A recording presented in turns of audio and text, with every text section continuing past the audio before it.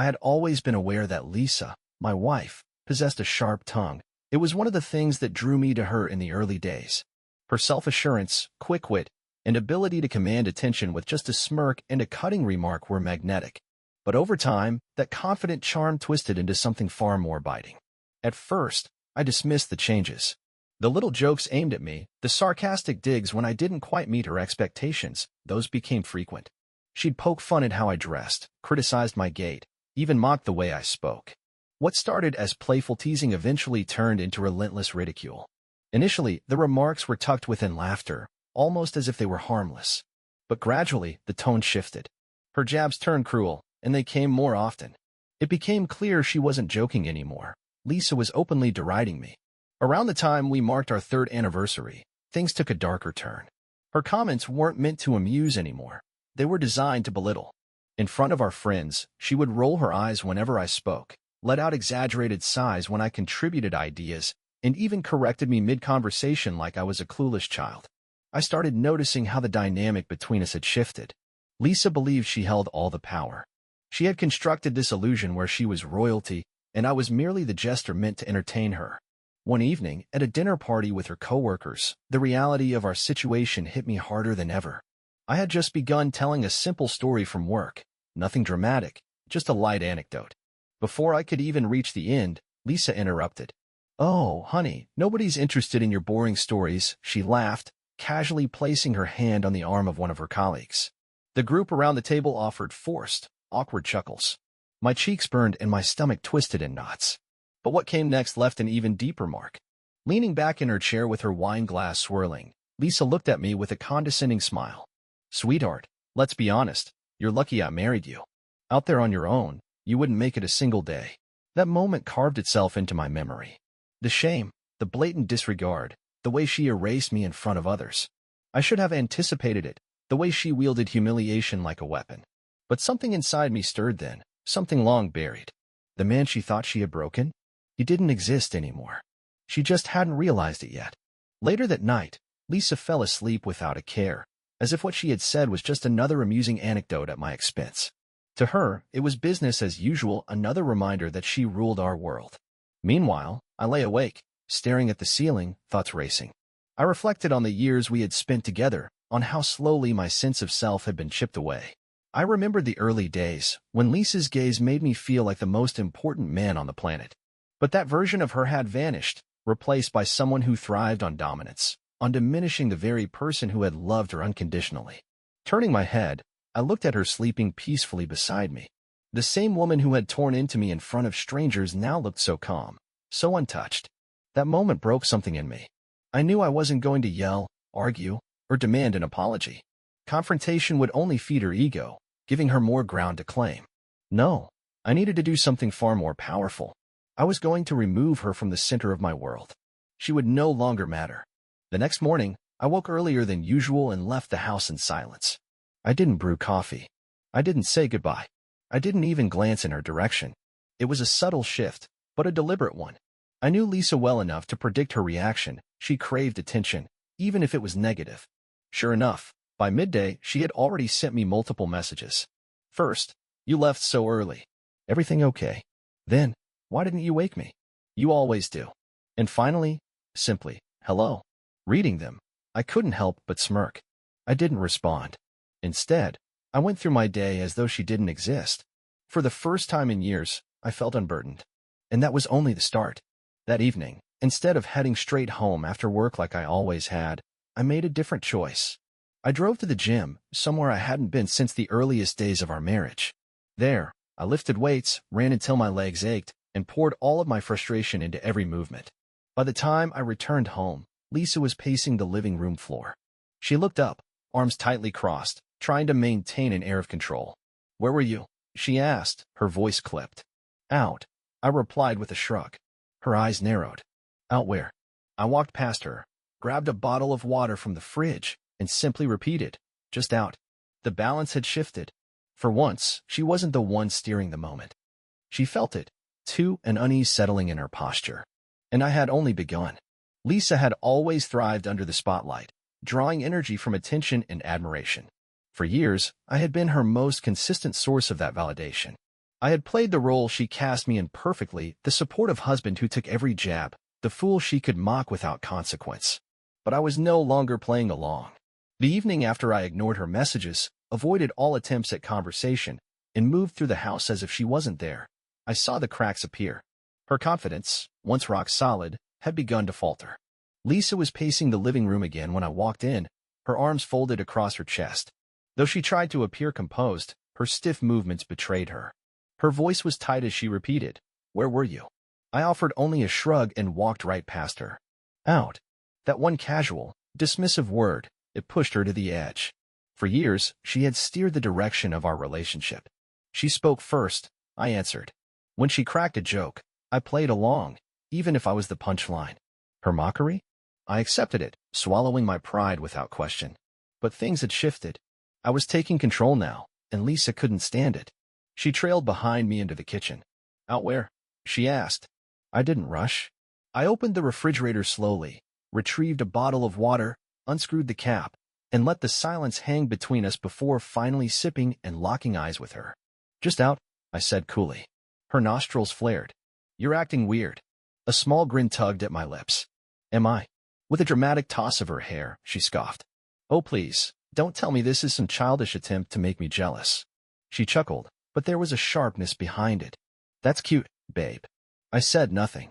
Instead, I walked past her and headed straight for the shower. I understood her too well. Her behavior was as familiar as breathing, every move calculated to maintain control. She thrived on it. And now that control was slipping from her grasp, she was flailing, trying to drag me back into the dynamic she once dictated. But I wasn't that person anymore. The following morning, I noticed something unusual. She was already awake, watching me as I dressed. That alone was a red flag. She never got up before me. Her gaze followed each of my movements, like she was analyzing me, searching for clues. You're acting different, she murmured while I buttoned my shirt. I smirked at my own reflection. Or maybe I'm just being myself, and you're not used to it. She frowned. Are you upset about something? I turned to face her.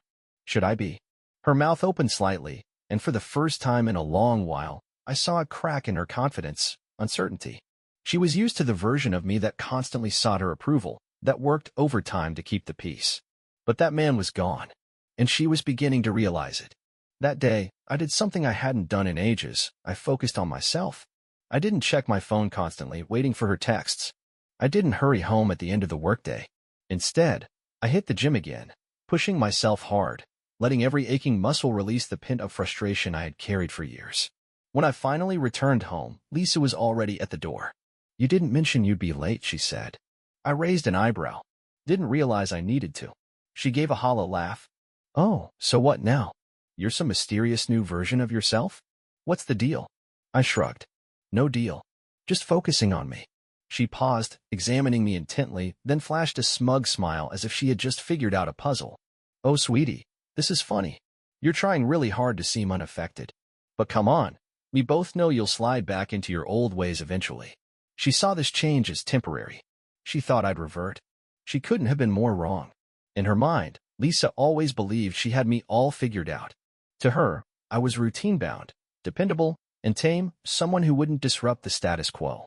She fancied herself the director of our ongoing drama, orchestrating every scene, scripting every interaction. But what she hadn't realized yet was that I had walked off the set. And the more distance I created, the more she scrambled to pull me back in.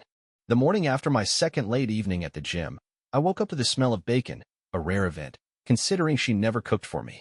There she was in the kitchen, wearing an old, oversized hoodie, flipping pancakes like she had stepped out of a magazine ad for perfect homemakers. She turned with a bright smile. Hey there, stranger. I leaned against the doorway. Morning. She motioned to the stove. Made some breakfast. I nodded slowly. Yeah, I can see that. There was a pause, just a flicker of hesitation, before she set a plate on the counter. I thought it'd be nice to sit down and eat together.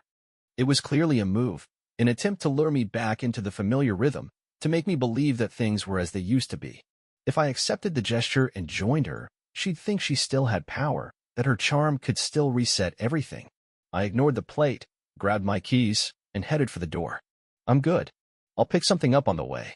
Her happy mask slipped. Seriously. I turned, eyes calm. Yeah. Is that a problem? She gave a sharp, empty laugh.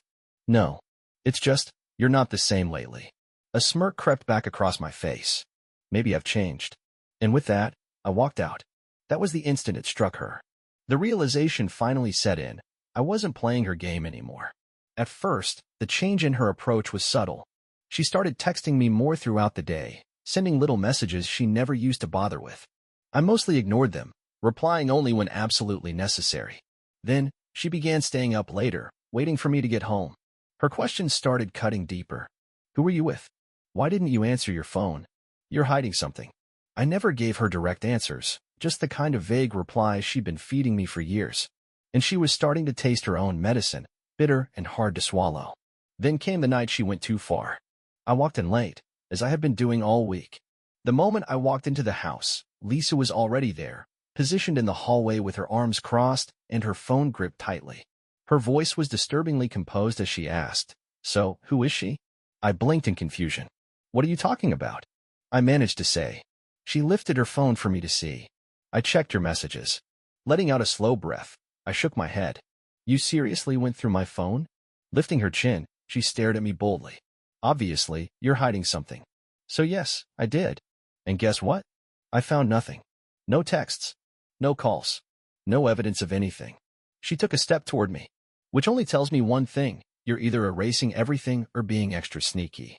A short laugh escaped me. "So let me get this straight. You went through my phone, came up empty, and instead of considering you might be mistaken, you've decided to double down on this obsession." Lisa's nostrils flared in frustration. "I'm not being paranoid. I know something's going on." I leaned in slightly, my voice calm but sharp. "Or maybe you just can't handle the fact that I don't depend on you anymore." Her eyes flickered. Was that fear? Uncertainty? It was the first crack I'd seen in her composure. She stepped back. "You're lying." "I know it." I shrugged. "Believe whatever helps you sleep at night." Then I walked past her straight to the bedroom. That night, Lisa barely slept. I could hear her shifting around, sighing constantly.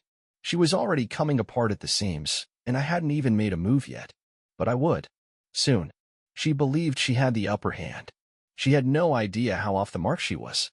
Lisa had spent years constructing a world where she stood on a pedestal, untouchable, in complete control of our relationship. In her version of things, I was just a background character, an accessory that complemented her carefully managed image. She believed she was the one with all the value, the one who dictated the rules. But control, I had learned, is nothing more than a mirage. And that mirage only works when everyone plays along. I had stopped playing. The morning after she went through my phone, I woke up to find Lisa perched on the edge of the bed, staring blankly at the wall. I didn't say anything. I just watched as her fingers tapped rhythmically against her knee, a visible sign of her racing thoughts. She believed she was cornering me, trying to provoke a confession about something that didn't even exist. What she didn't see was that I'd been observing her just as carefully as she had me. And I was through pretending. The next day, I left for work without a word. Lisa despised silence. She fed off interaction, the tension, the push and pull. Without it, she was left floundering. During lunch, my phone rang. Her name flashed on the screen. I let it ring. She called again. This time, I sent it to voicemail. Then came the text messages. "Lisa, we need to talk." "Lisa, I don't like what's happening between us." "Lisa, are you avoiding me?" I read each one with a slight smirk, but didn't respond. I finished eating, worked out at the gym, and got home late. When I stepped inside, the house was silent. No television, no music, just stillness. Then I saw her, sitting alone on the couch with a glass of wine in her hand. She looked up at me, her face unreadable. "What's going on with you?" she asked. Dropping my keys on the counter, I replied, "What do you mean?" Lisa let out a sharp breath. "You're acting different. You hardly speak to me, come home late, ignore my calls." "What is this about?" I leaned against the wall, crossing my arms. "I don't know. Maybe I've just been busy." Her jaw tightened. "Busy doing what?" "Living my life," I said plainly. She scoffed, swirling her wine in the glass. "Oh, so that's how it is now? You just do what you want, and I'm supposed to accept it." I tilted my head slightly. "You always expected me to." Her eyes widened. "What?" I stepped closer, keeping my voice steady. "Lisa, you've always done whatever pleased you. You'd go out with your friends, come back whenever, disregard my feelings, and I never said a word. But now that the roles are reversed, suddenly there's a problem." She gripped the wine glass a little harder. "That's different." I let out a dry laugh. Is it, though? She had no comeback. For once, Lisa was being forced to reflect, and she didn't like the view. I walked past her toward the bedroom. Behind me, I heard her murmur, "This isn't over." She wasn't wrong. It was just the beginning. The days that followed were chaotic. Lisa became erratic, swinging between being overly sweet to suddenly cold and aloof. She attempted to cook meals for me again, then ignored me completely. When neither tactic worked, she started pressing with more direct questions. One evening, she blocked my path in the hallway. "Are you cheating on me?" she asked, arms crossed tightly. I raised an eyebrow. "Excuse me." "You heard me," she snapped. "You're acting strange, you're always gone, and you never say where you're going." I paused, studying her before letting out a laugh. Her face hardened. "What's so funny?" "You." "This entire drama," I said, shaking my head. Her eyes narrowed with suspicion. "And what exactly does that mean?" I stepped closer and sighed. "Lisa, come on. If there's anyone in this marriage who should be suspicious, it's not you. It's me." She recoiled slightly. "What are you saying?" "You heard me," I said, throwing her own words back at her.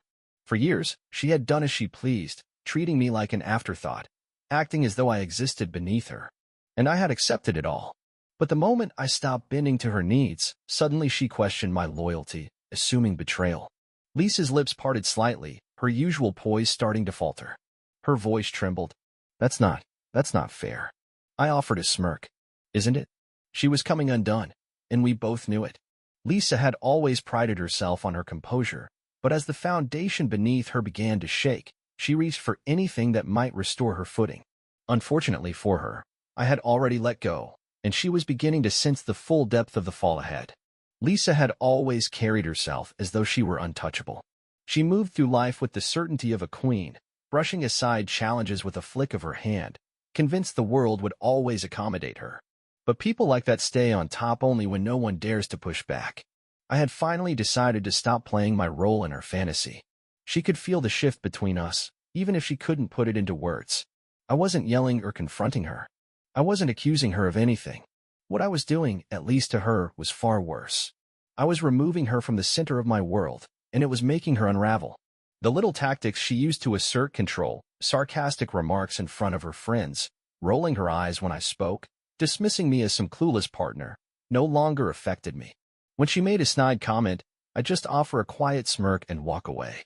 When she sighed in disapproval, I didn't even react.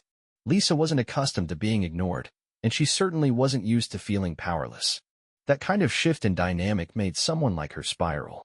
One evening, after a long workout at the gym, I walked into the dimly lit dining room to find her sitting at the table. The tension was thick. 2 glasses of wine sat in front of her, one clearly meant for me. I let out a sigh. "What's going on?" With a forced smile, she gestured to the chair. "Sit down." I paused briefly, then pulled out the chair across from her. She nudged a glass toward me. "I think we need to talk." I leaned back, crossing my arms. "About what, exactly?" She inhaled deeply, trying to keep her composure. "About us." I didn't respond. I just kept my eyes on her. Lisa shifted in her seat. "I know things have been strange lately, and maybe I've been a bit harsh." I raised an eyebrow. "A bit."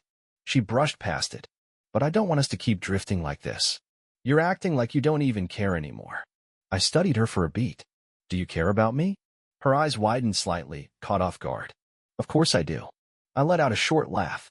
"Strange. Didn't seem like it when you were putting me down in front of everyone. Or when you'd roll your eyes every time I tried to speak. Or when you treated me like a background character in your life for all these years." Her face hardened. "That's not a fair accusation." I leaned forward. "No, what's unfair is how you thought it was okay to belittle me, ridicule me, and still expect me to stay the loyal husband. You believed I'd always stick around, just waiting for your approval, always ready to play the role you scripted for me." She clenched her jaw. "So, what now? This is some kind of payback? You're trying to make me feel like—" I didn't let her finish. "This isn't revenge. This is clarity. I've finally woken up." She looked at me then, and for the first time, I noticed something different in her expression: fear. Not fear of me. Lisa had never feared me, but the fear of loss. The fear of becoming insignificant. She wasn't terrified of confrontation. She was terrified of fading into the background, of being treated the way she had treated me. That was the moment I understood just how much control I actually held. I stood, leaving the wine untouched. "You're not enjoying this, are you?" She frowned. Enjoying what? Not being in control? I replied. She opened her mouth to respond but then shut it, unable to find the words. I nodded. Exactly. Then I turned and walked away. That evening, she didn't follow. She didn't argue. She stayed in that room, slowly coming to grips with what was happening. No matter what she did from that point on, the tide had shifted and she couldn't stop it. Lisa had always assumed the power in our marriage belonged to her. She never questioned it. It was simply how things worked. She gave orders. I followed. She mocked. I endured it. She made the rules, and I obeyed them. But when I finally pulled back the energy she had been feeding off for so long, the cracks in her carefully crafted persona began to show. And those fractures were only spreading. The night after our tense exchange at the dinner table, sleep eluded her. I could hear her tossing and turning, letting out soft sighs, occasionally shifting closer to me as though she had something to say. But nothing came. For the first time since we said our vows, Lisa had no words. And I wasn't about to give her any. Early that morning, I quietly got out of bed, took a shower, got dressed, and left the bedroom without uttering a single word. As I moved into the kitchen to make coffee just for myself, I could feel her presence behind me. She didn't say anything at first, just stood there watching, probably noting that I hadn't offered her a cup. It was a small gesture, but one that didn't go unnoticed. Lisa leaned against the counter, her arms folded tightly across her chest. "So, we're just not talking now?" she asked. I took a slow sip of my coffee and replied calmly, "What is there left to say?" She let out a sarcastic laugh. "Oh, please. Don't act like you don't care anymore." Tilting my head slightly, I responded, "Do you even want me to care?" Her lips parted as if she had something to say, but nothing came out. I nodded knowingly. Exactly what I thought. She stepped closer, her gaze hardening. "You're being heartless." I shook my head with a faint smirk. "No, Lisa. That was you. I've just finally stopped pretending it didn't hurt." Her jaw tightened, anger rising. "This isn't fair. You can't just shut me out like this." I placed my cup on the counter and looked her straight in the eyes. "Why not? You did it to me for years." She didn't respond. There was only silence as she swallowed hard and turned her face away. For once, she had nothing, no sarcasm, no jokes, no smug remarks. I grabbed my car keys and made my way toward the door. "I'll be back late." Her voice quickly followed. "Where are you going?" I turned, offered a small smile, and said, "Out." She exhaled, clearly frustrated, but I didn't wait around for another round of excuses. I walked out, got into my car, and drove off. That day marked a turning point. Lisa had spent so many years breaking me down bit by bit. Now, I had decided to start building myself back up, and this time, without her. After work, instead of heading home, I drove downtown and found my way to a stylish little bar I hadn't visited in years. I took a seat at the bar, ordered a drink, and allowed myself a moment to simply breathe. For the first time in what felt like forever, I was in charge of my own life. Then something unexpected happened. A woman sat down beside me. She appeared to be around my age, dressed with elegance and confidence. She glanced at me, then my drink. "Rough day?" she asked. I let out a soft laugh. "Something like that." She offered a knowing smile. "Yeah, I've had days like that too." We started chatting, and I learned her name was Rachel. She was intelligent, had a great sense of humor, and, most importantly, she genuinely listened when I spoke. She didn't roll her eyes, didn't dismiss what I had to say, and never made me feel like I was taking up her time. For the first time in years, I felt truly seen. I didn't cross any lines. I didn't betray Lisa. But sitting there, laughing with someone who respected me, I had a realization. Lisa had spent so long convincing me that I was the lucky one. But in reality, she was the one who had been fortunate. And soon enough, she would understand just how much she had taken for granted. Later that evening, when I returned home, I felt the shift in the atmosphere immediately. Lisa was on the couch, arms folded, foot tapping impatiently against the floor. She had clearly been waiting for me. As I walked in, her eyes narrowed with a mix of frustration and desperation. "Where were you?" she asked. I gave her a casual shrug. "Out." She let out a sharp breath. "You keep saying that, but you never tell me where." I offered a faint smirk. "Funny. You never used to answer me either, Lisa. You were always out with friends, buried in work, or just too tired to care. But now that I'm the one disappearing, it suddenly matters." She rose from the couch and took a step toward me. "It's not the same." I lifted an eyebrow. "Isn't it, though?" For the first time throughout all of this, Lisa looked completely uncertain. After years of treating me like I was beneath her, as if she were doing me a favor just by being there, she was now the one struggling to keep us together. And the irony? It was already over. She exhaled and shook her head. Look, I know I've been tough. I've said things I shouldn't have. But I didn't mean to push you away. I never thought you'd really. She paused, clearly emotional. I don't want to lose you. I watched her, expecting her usual tricks, guilt trips, emotional games, manipulative apologies. But none of that came. This time, she was just scared. And that's when I knew, without a doubt, I was ready to move on. Taking a deep breath, I felt lighter than I had in years. Lisa, this isn't working. Her face went pale. What? She whispered. This marriage, I clarified. It's beyond repair. And I'm done pretending that it's not. She blinked rapidly, her composed mask beginning to slip. You don't mean that. I gave a slow, firm nod. I do. Her posture faltered as she stepped back, her self-assurance fading. So that's it? You're just going to walk away? I sighed. Lisa, I walked away a long time ago. You were just too distracted to notice. The silence that followed was heavy. For once, she didn't respond with sarcasm or sharp remarks. There was only quiet acceptance. And in that stillness, I felt something I hadn't in a long time: freedom. The divorce wasn't simple. Lisa fought hard at first, throwing every argument she could think of at me. But deep down, she knew she had lost me long before the legal papers were ever drawn up. When it was over, I walked away with the things that mattered most: my peace of mind, a renewed sense of self-worth, and the realization that I deserved far better than the way she treated me. And as for Rachel? Well, meeting her was a wake-up call. She helped me see that real relationships aren't battlegrounds. They're built on mutual respect, trust, and kindness. Finding true happiness took a while, but I eventually rediscovered it: genuine, lasting happiness. As for Lisa, she was never quite the same. She had spent years convinced that she controlled everything, that she held all the cards. But when I reclaimed my strength, it became painfully clear to her, far too late, that she was left with nothing. As for me, I turned and walked away with a smile on my face.